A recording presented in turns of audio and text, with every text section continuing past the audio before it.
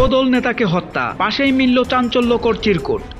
চিরকুটে অজ্ঞাত এক নারীর বরাতে লেখা 5 বছর পরকীয়া প্রেম আর শারীরিক সম্পর্ক করে বিয়ে না করার প্রতিশোধ হিসেবে তাকে হত্যা করা হয়েছে। বৃহস্পতিবার সকালে শহরবাড়িয়া কামারখালী মাঠ থেকে গলাকাটা অবস্থায় তার মরদেহ উদ্ধার করে পুলিশ।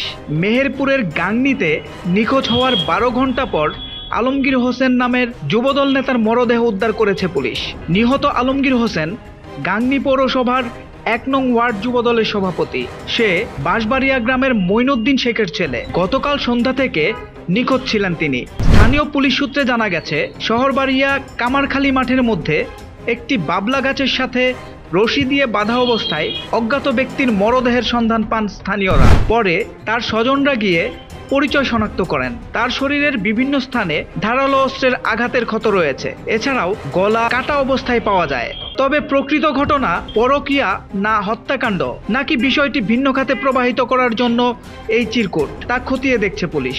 নিহতের ভাই আলামিন হোসেন জানান, মাস দেড়েক আগে দুবাই থেকে বাড়ি ফিরে আসে আলমগীর হোসেন। বুধবার সন্ধ্যায় বাড়ি থেকে বের হয়। রাতে বাড়ি না ফেরায় পরিবারের লোকজন তাকে খোঁজাখুঁজি করেও সন্ধান পায়নি। গাংনী থানার অফিসার ইনচার্জ বানী ইসরায়েল জানান, মরদেহ উদ্ধার করে ময়নাতদন্তের জন্য মর্গে পাঠানো হচ্ছে। হত্যাকাণ্ডের রহস্য উন্মোচন এবং হত্যাকারীদের গ্রেপ্তারে মাঠে নেমেছে পুলিশ।